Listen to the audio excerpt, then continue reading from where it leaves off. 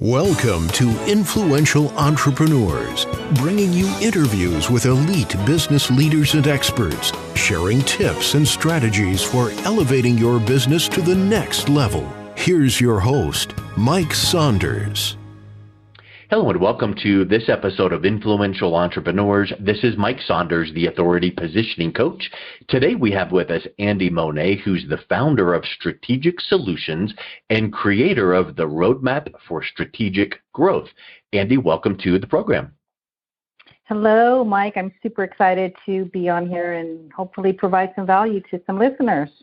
Yeah, well, I know we will, because when value is presented from the perspective of your personal and professional life experience, it comes to life. So everyone has their own journey, and I want to hear about what your journey is up to this point in your career, and then talking about solutions and growth from a strategic approach. So I'm excited to chat with you, but what brought you through your entrepreneurial journey? Ooh. Good question, and it's long, but I'll give you the 30-second version. Is okay. You and I have not spoken about this, but the reason I originally started a business was because I was 16 years old and homeless. As I found out, my single mother abandoned me, and I was like, well, I got to figure this out somehow. So let's start a business. And so. That's not the normal thing that you think when you're 16 and homeless, I'm sure. No, I got lucky because I don't know where that came from, but it was a blessing, even though I didn't realize it at the time. And I failed a few times, several times, in fact, and I figured it out the hard way, as they say. And 30 years later, I have a lot of experience and a lot of skills, and I'm super excited because I really, at the end of the day, want to help people avoid the challenges and pitfalls and pain that I had to suffer. So it's an odd way to explain how I started my business, but yes. Yeah, but you know what? I think that sometimes people are like, well, I started off from meager means, and I made a lot of mistakes along the way, and they almost say that apologetically. But I think that when people resonate with your story and your progress and your journey, they realize that you can be the guide that kind of goes, oh, no, let's come over here to the left a little bit and avoid this pothole because I've been there and done that before, as opposed to, the quote unquote trust fund baby. Let's say that someone was like, oh, well, you know what? I was born into wealth and I've never worked a day in my life, but I took this one online course and I could teach you how to start your own business and scale it. You wouldn't trust a word they said because they haven't really been to that true school, the school of hard knocks. Oh, no, absolutely. And I really have to say there's so many things that I caution small businesses about because you think or what the website says or what you Googled. And, honestly, a lot of that's not particularly accurate, as we know. But, my biggest thing is how do I redirect and re-guide and, course correct if I can, right? So, but I won't know to help course correct if you don't tell me what's going on, if you're a client of mine. Yeah. So. Yeah, that's a really big point, is don't be afraid of the flaws. I interviewed Eric Qualman, the social media guru, and I'm sure he didn't come up with this, or maybe if he did, then kudos to him, but he calls it being flawsome, being awesome in spite of your flaws. No, absolutely. And I'll even say a little bit more than that, in the sense of, we all, I think, naturally want to avoid making mistakes, but that's the best thing about owning a business, which is, kind of a twisted thought, but you have to make those decisions, good or bad, and you have to learn from them. And if you're afraid to make any mistake, you're not going to make any progress. And so one of the analogies I tell people is if you get in your car and you're in the driver's seat and you turn the car on, you can't change direction unless you're moving. Oh, yeah. And so your car has to be literally going forward with momentum before you can change direction. You can't change direction if you're standing still. And so it's kind of my analogy of making mistakes. I mean, you want to, avoid ones you can avoid and minimize some that you can minimize, but ultimately you still have to be moving in a direction. 100%. And you think about, I've used this analogy a lot regarding a train, because my son, when he was little, he loved trains. And you think about a train that's at the station and not going anywhere. To get that thing up and running, boy, it takes a lot of energy. But then if it's going down the track, and then you make that little, whatever you call it, like the track changer direction thing, and it just veers a little bit to the left. Boy, that's an easy thing, because it's already got a head of steam and momentum, and it's just that nice, easy, smooth. But you've got to get started, and many times getting started is half the battle, because now you're into that momentum. Oh, absolutely, absolutely. And with momentum, if you don't take the first step, like, it's never going to happen. Like, if you don't add the gas or add the coal to the train, or, even if it's on, you have to press the gas, which in the train is not a gas, but, you have to take those steps. And sometimes, especially for small business owners, they're incredibly scary steps, but again, messy is better than no momentum at all. Yep. You, what is it? Done is better than perfect, or in the business sense, the MVP, the minimum viable product. If you have that vision in your mind of, here's what I want to get done, get it started, get it out there into the world, whatever that it is, a course, a product. And then tweak it and see what people say about it, and get feedback. And so many times that encourages you to get that momentum going, because you see it come to life as well. It doesn't need to be hidden in the shadows and perfect before you launch it, because your version of perfect might be well beyond what your target audience needs. And you don't know that until you get it up and running. Well, and absolutely. And in addition to that, a lot of business owners feel like they have to be experts at something before they can have a viable business. But if you know something, you're always going to know more than somebody else, but not as much as other people. And that's enough to help people. I mean, I'm super, super big on helping people. And you can, I have so many examples of that with my clients, but you don't have to be an expert as long as you're obviously moral, and ethical, and make good decisions for your clients. But as long as you know more than them, you can teach them something, and people will pay for that. You hit on something that we probably can spend the next 4.5 hours on, which is what I like to call, and it's not just me, I've seen it before, but it's called Imposter Syndrome. And you're like, well, I'm no expert because, and I just feel like, if you make me say I'm an expert in this, then I just feel like I'm an imposter. Well, it's to your point, like what you just said, it's like you've, read my Forbes article on this or my whatever, because imposter syndrome is a thing. And what I would say is, go back through some of your emails. So whether it's your sent emails or what, like where you've responded to clients' questions. And maybe this is a wonderful exercise for people, number one, to get some of the pain points that you saw, but go through some of your sent emails looking for maybe some of the words like questions or answer to your question or in response to, and look at what you responded to the incoming email, like, oh, hey, I was wondering if you could help me understand whatever it is about your business, right? Whatever that might be. Look at your responses. Well, you know more than that person. They're asking you. And number one, that should bolster your confidence. But number two, start collecting those, because those become fuel for teaching other people some of those similar things. So maybe if one person had that question, you can write up a piece of content to teach someone else about that. And now that becomes a tool. And I think that's a really wonderful observation. Oh, for sure.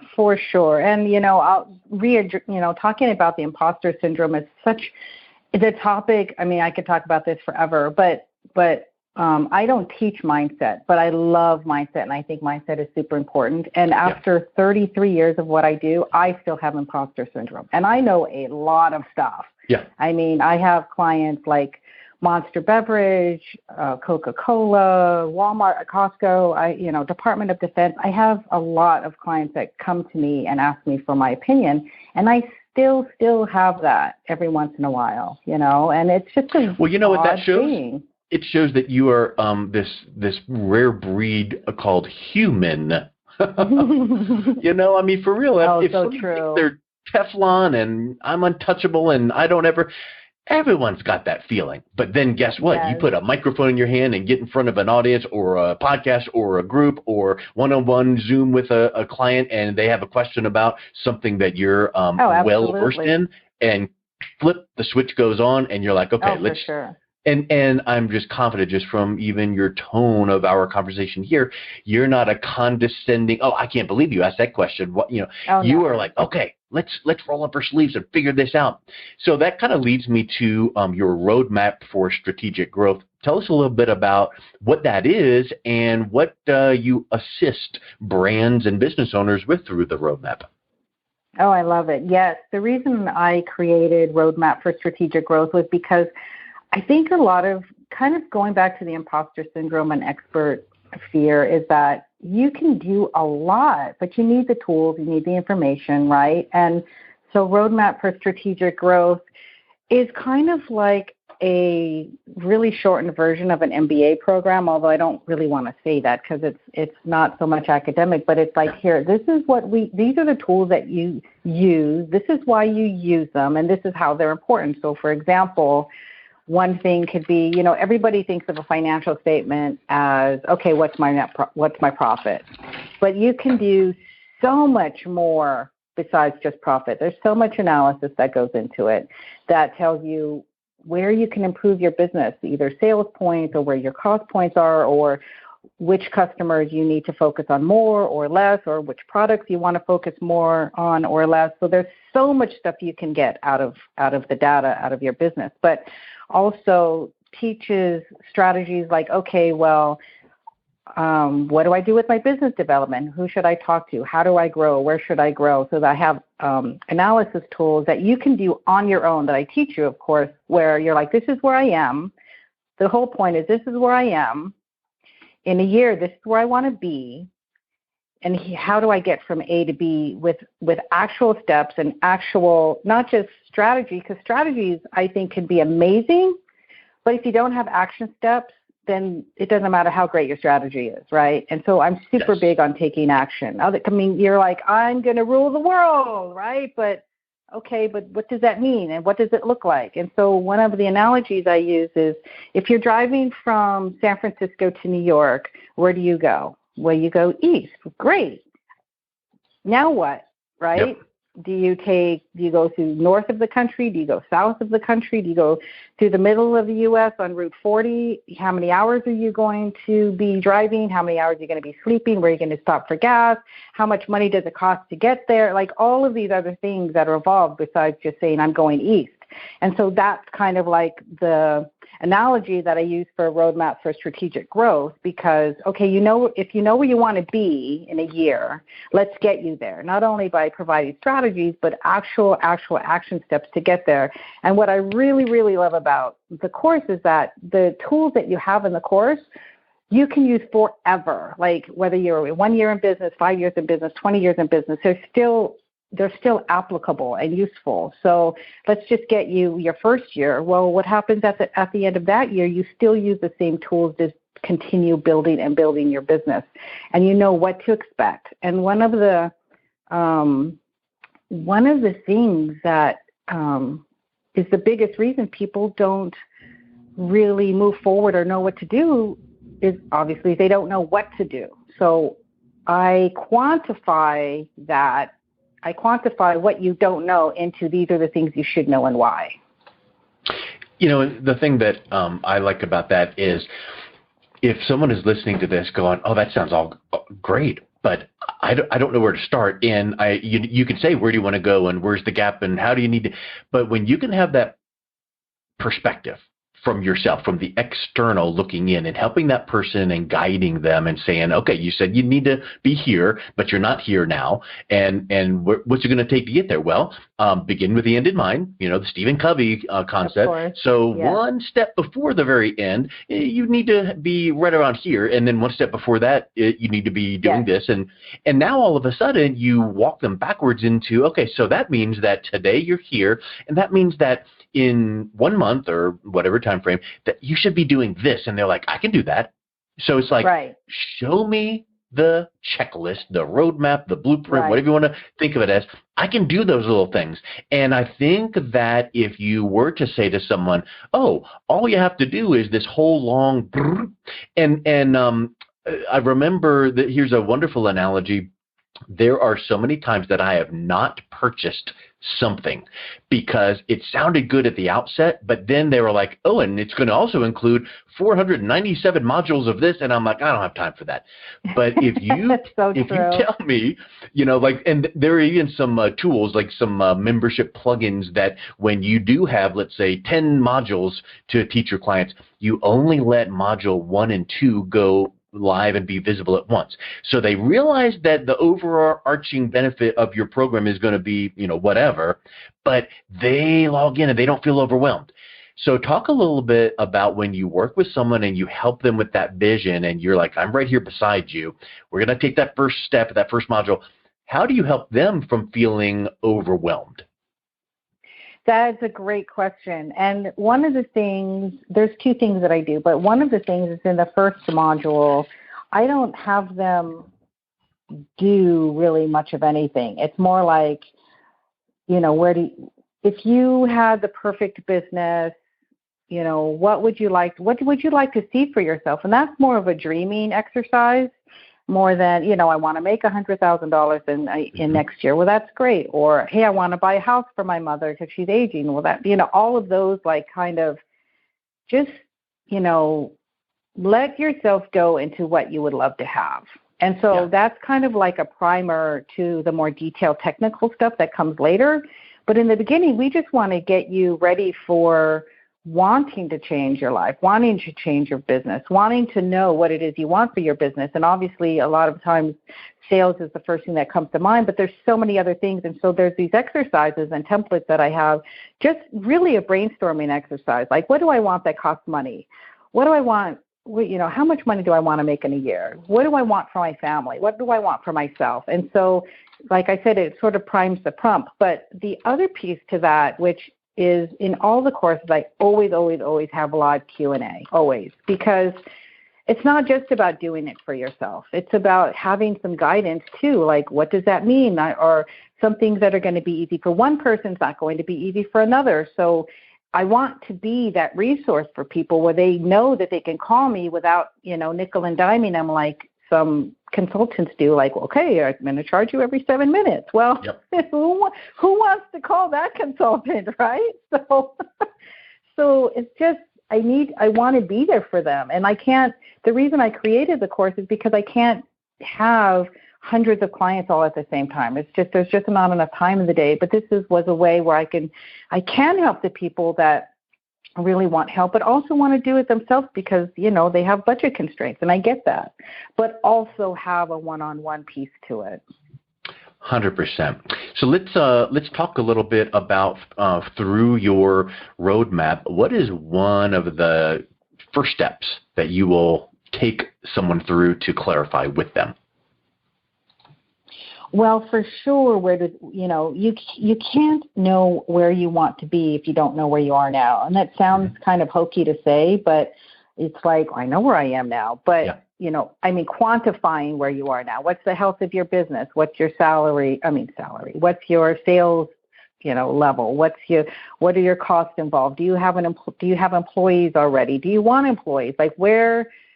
Honestly, and I don't even have to know this because there's the do-it-yourself part of it, but you have to be honest with yourself to be able to move forward, right? And so let's quantify where your business is right now, and then go from there, right? So I just think it's so much easier to start with, first there's two ways to do it. Start with where you are now, and then find out where you want to go. But I actually, as we sort of talked about, I like starting with where do you want to be, because you want that vision for yourself. Yes. And then once you define where you want to be and how that looks and why you're even taking the course, right? Then we go back to, okay, now let's come back to reality. Let's come back to earth. Let's find out where you are now and quantifying that, like I said, because if you can't quantify it, you can't measure it. If you can't measure it, you can't create measurable goals. If you can't create measurable goals, how do you know you're going to get there, right? You're just running around in circles. So I'm big on quantifying qualitative thoughts and goals when at all possible. I think one of the benefits that you would agree with of quantifying those goals is when it is clarified and polished up really, really well, you do not feel pushed to reach that goal. You feel pulled toward it. And there's a big difference there, right? Oh, absolutely. Absolutely. And that's why I start with the vision first, because it's, the one thing, who doesn't want more sales in their business, right? But when you're wanting more sales because you have to pay the bills, it's different than I see this great thing for myself. So I don't mind working the extra hour, or I don't mind making the extra call, or I don't mind, doing the extra actions that are involved when I know where I'm going to be and how much it's going to benefit me. Yeah. Yeah, and just like in marketing, push marketing is yelly and buy now and deadline, but pull marketing is, well, hey, guess what, Andie? You mentioned that you need this. Let me tell you some pros and cons, and let me give you this piece of research here that I saw online. This will help you make your decision, and hey, let me know how I can help you. And people feel so much differently about that when they can learn and make a decision on their own. They don't feel pushed. Oh, absolutely. Yeah, absolutely. And I'll even add to that and say, when a lot of people say, well, what should I do? And I always say it's not what I think you should do, it's what you think you should do, but I can tell you the pros and cons to your decision. I can tell you what I would do in my situation, but, my situation and my experience and my skills and my life is different than anybody else, right? So yes, you can make any decision you want. But my big thing, I'm super big on education. 80%, I feel like my biggest job in my business is to educate you. And then what you do with it is your decision, but at least you have the information. But if you don't have the information, how can you make a good decision? So telling people the pros and cons of their decision and alternative options and the pros and cons of that is really the biggest thing I want people to understand about what I do. Well, Andie, I think we could keep on keeping on and bring up more topics, but I think we've hit on some really powerful, heavy pieces of advice. What would you say is the best place that someone could start to reach out and connect with you and learn a little bit more about what you provide in your roadmap for strategic growth? Well, I always do complimentary strategy sessions. Did I say that? Strateg sessions. Yes. I can do that. And you can find that at andiemonet.com or also roadmapforstrategicgrowth.com. Both of those have the strategy session buttons. And I love to talk with people because it really once they verbalize what they're thinking, their business comes to life. And I can help guide them, even if, regardless of whether they move forward, but at least get them in the right direction. Excellent. Well, Andie, I will make sure that link is in the show notes. And thank you so much for coming on. It was a pleasure talking with you. Always a pleasure talking to you. Thank you so much. I'm excited. You've been listening to Influential Entrepreneurs with Mike Saunders. To learn more about the resources mentioned on today's show or listen to past episodes, visit www.influentialentrepreneursradio.com.